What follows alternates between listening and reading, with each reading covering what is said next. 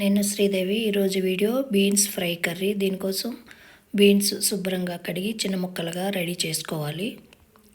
Stove వెలిగించి cooker పెట్టి ఈ బీన్స్ కుక్కర్లో వేసి ఉడికించుకోవాలి. శుభ్రంగా కడిగి ఇలా చిన్న ముక్కలుగా కట్ చేసుకొని కుక్కర్లో వేసి కొద్దిగా సాల్ట్ వాటర్ వేసి మూత పెట్టి 1 విజిల్ వచ్చిన తర్వాత స్టవ్ ఆపేసుకోవాలి. కొద్దిగా సాల్ట్ వాటర్ వేసుకొని మూత పెట్టి 1 విజిల్ వచ్చిన తర్వాత స్టవ్ ఆపేసేయాలి. ఈ ఫ్రై కోసం పుట్నాల పొడి రెడీ చేసుకోవాలి. దీనికోసం 1 కప్పు పుట్నాలు, సాల్ట్, కారం, బీన్స్, ఇవి కేజీ బీన్స్ ఉన్నాయి, వీటికి కొలతలు ఇవి. కొద్దిగా పసుపు, వెల్లుల్లి రెబ్బలు, ఇవి మొత్తం పౌడర్ చేసుకోవాలి. ముందు ఈ పుట్నాల పొడి పౌడర్ చేసుకున్న తర్వాత కొద్దిగా మెత్తగానే వేసుకోవాలి. అందులో ఈ వెల్లుల్లి రెబ్బలు కూడా వేసి మిక్సీ వేసుకోవాలి. ఈ పౌడర్ మొత్తం ఒక బౌల్లోకి తీసుకొని పక్కన పెట్టుకోవాలి.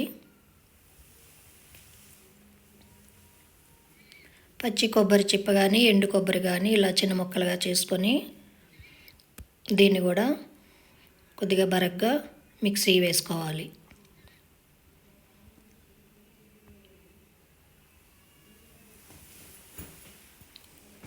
ఇలా మిక్సీకి వేసుకున్న దాన్ని పక్కన పెట్టుకొని ఇది కర్రీలో వేసుకోవాలి. తర్వాత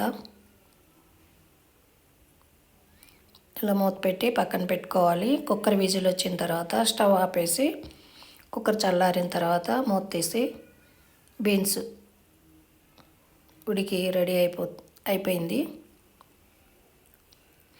ఇందులో వాటర్ ఏమన్నా ఉంటే తీసేసి మరలా స్టవ్ వెలిగించుకొని కుక్కర్ పెట్టి అందులో ఆయిల్ వేసుకోవాలి.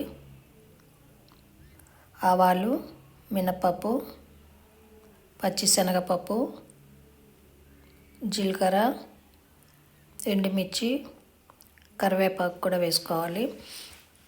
కట్ చేసిన ఆనియన్ వేసి ఇవి ఫ్రై చేస్తూ ఉండాలి.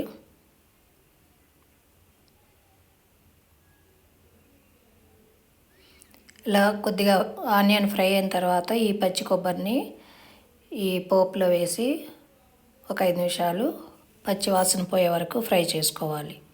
కొబ్బరి ఇలా ఫ్రై చేయకపోతే త్వరగా కర్రీ స్మెల్ వస్తుంది. ఎండు కొబ్బరి అయితే అంత త్వరగా రాదు. పచ్చి కొబ్బరికి కొంచెం ఇలా ఫ్రై చేసుకోవాలి. తర్వాత ఈ బీన్స్ కూడా ఈ కుక్కర్లో వేసి పచ్చి కొబ్బరి, బీన్స్ మొత్తం కలిసేలాగా కలుపుకోవాలి.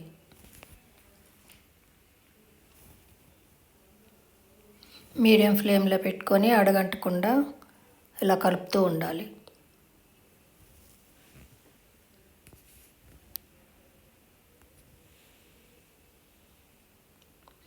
కొబ్బరి ఎక్కువ హైలో కానీ పెడితే మాడిపోతుంది. అందుకు స్టవ్ కొంచెం మీడియం ఫ్లేమ్లో పెట్టుకోవాలి.